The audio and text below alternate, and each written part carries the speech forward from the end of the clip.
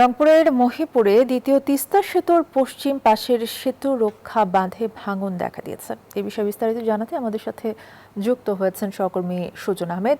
সুজন, ভাঙন রোধে প্রশাসনের পক্ষ থেকে আসলে কি উদ্যোগ নেওয়া হয়েছে জানাবেন? ধন্যবাদ অর্থী। আপনি যেমনটা বলছিলেন যে তিস্তা যে মহিপুর সেতু রয়েছে সেই সেতুটির ডান তীরের যে বাঁধটি রয়েছে, বাঁধ তীরের যে অংশটি আছে সেই অংশটি কিন্তু এখন পর্যন্ত কোনো মেরামতের উদ্যোগ নেয়নি। তবে এলজিডি বিভাগ বলছেন, তারা বলছেন যে তারা চিঠি আকারে অভিযোগ জানিয়েছেন টিমকে, সেই বুয়েট টিমকে। তারা যদি আসার পর দেখে পরিদর্শন করার পর কিন্তু তারা কাজ শুরু করবেন। আরেকটি বিষয় অর্থী যদি আপনাকে বলি, সেই বিষয়টি তারা অবগত করছেন যে এই মুহূর্তে পানি বেশি হওয়ার কারণেই কিন্তু এই কাজটি করা সম্ভব হবে না বলে তারা জানিয়েছেন। পানি কমলে হয়তোবা তারা এই কাজটি শুরু করবেন বলে তারা আশ্বাস দিয়েছেন। আমরা এই এই ছিল রংপুরের গঙ্গাসার থেকে, মহিপুর থেকে সর্বশেষ সংবাদ। একই খবর জানতে লালমনিরহাটে আমরা চলে যাব। আমরা লালমনিরহাটে রয়েছেন সহকর্মী রবিউল হাসান। আমরা যাচ্ছি রবিউল হাসানের কাছে সেই বন্যার খবর জানতে। রবিউল, ধন্যবাদ আপনাকে। আপনি জানেন যে আজ বিকাল 3টায় কিন্তু তিস্তার পানি দোয়ানি পয়েন্টে 40 সেন্টিমিটার নিচ দিয়ে কিন্তু প্রবাহিত হচ্ছে। আপনারা জানেন যে গত 2 দিন ধরে কিন্তু তিস্তার পানি বৃদ্ধি পেয়ে কিন্তু বিপদসীমার 5 সেন্টিমিটার নিচ দিয়ে প্রবাহিত হওয়ার ফলে লালমনিরহাটের যে আজিদমারি, হাতীবান্ধা এবং কালীগঞ্জের কয়েকটি উপজেলায় কিন্তু নিম্ন অঞ্চল প্লাবিত হয়েছে এবং প্লাবিত কারণে রাস্তাঘাট তলিয়ে গিয়েছিল এবং দুর্ভোগ পেয়েছিল। তা কিন্তু পানি নেমে গিয়ে কিন্তু সেই পানি নেমে যাচ্ছে এবং কোন প্রকার বন্যা কবলিত নেই। এবং আপনারা জানেন যে পানি উন্নয়ন বোর্ডের পক্ষ থেকে কিন্তু 72 ঘন্টা মধ্যে কিন্তু আবারও বন্যার একটা আশঙ্কা দিয়েছে। আপনারা জানেন যে ভারতের গজলডাবা এবং ভারতের উজানে অতিবৃষ্টির কারণে কিন্তু এই পানি বৃদ্ধি পেয়ে কিন্তু বন্যার একটা আশঙ্কা রয়েছে। এবং তারপরেও এই পানি উন্নয়ন বোর্ডের যে বন্যার আশঙ্কা, তারপরেই কিন্তু তিস্তা তীরবর্তী মানুষের মাঝে কিন্তু আতঙ্ক রয়েছে এবং তারা অনেক সংশয় রয়েছে। এদিকে আপনার পানি উন্নয়ন বোর্ডের সাথে কথা বলছি। পানি উন্নয়ন বোর্ড বলছে যে বন্যা কবলিত এলাকায় পরিদর্শন এবং ভাঙন রোধে কিন্তু তারা তাৎক্ষণিক সর্বক্ষণ প্রস্তুত রয়েছে।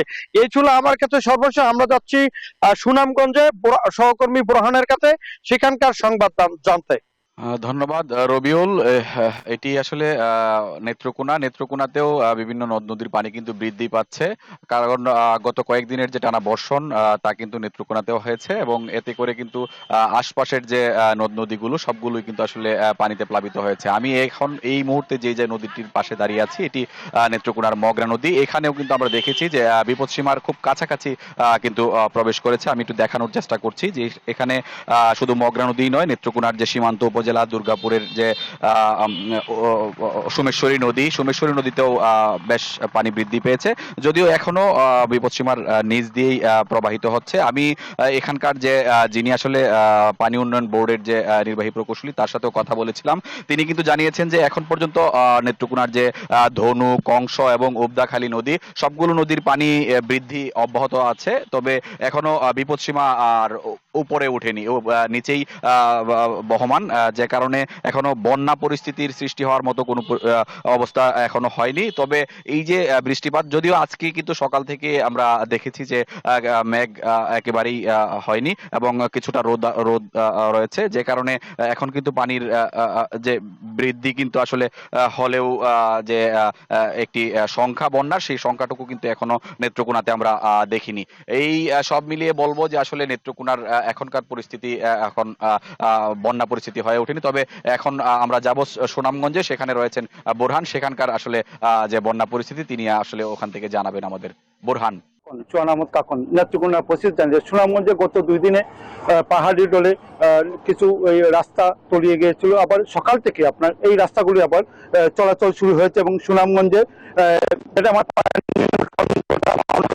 আমার গত 2 দিনে বৃষ্টিপাত হওয়াতে সুনামগঞ্জের কিছু তাহিরপুর এবং দোয়ারা বাজারের এই ডুবন্ত সড়ক তলিয়ে যাওয়ায় এখন আজকে সকাল থেকে সুনামগঞ্জ সেই রাস্তাগুলিতে যান চলাচল করছে। এবং আজকে সকাল থেকে এবং গতকাল থেকে রাত থেকে সুনামগঞ্জে বৃষ্টিপাত না হওয়ায় সুনামগঞ্জের পানি উন্নয়ন বোর্ডের সূত্রে যেটি জানিয়েছেন 60 সেন্টিমিটার পানি নিচ দিয়ে প্রবাহিত হয়েছে। এবং মামুনুল হালদার আমার আরো বেশি জানিয়েছেন যে সুনামগঞ্জে বন্যা হওয়ার কোনো শঙ্কা নেই এবং সুনামগঞ্জে বর্তমান অবস্থা স্থিতিশীল রয়েছে এবং আমাকে এই জেলা প্রশাসন থেকে জানিয়েছে এবং জেলা প্রশাসক জানিয়েছেন সুনামগঞ্জে আগাম বন্যার প্রস্তুতিও আছে এবং 12টা উপজেলা নির্বাহী কর্মকর্তাকে জানিয়েছেন সকল ধরনের প্রস্তুতি আছে এবং জেলা প্রশাসন থেকে আমাকে আশ্বস্ত করেছেন সুনামগঞ্জে যদি নিম্নাঞ্চলে প্লাবিত হয় তাৎক্ষণিকভাবে সুনামগঞ্জ জেলা প্রশাসন ত্রাণ কার্য এবং ওই ত্রাণ কার্যক্রম সম্পন্ন করবে এবং সুনামগঞ্জের সকাল থেকে তাহিরপুর এবং দোয়ারা বাজার সহ যেখানে ডুবন্ত সড়ক রয়েছে সেখানে সকাল থেকেই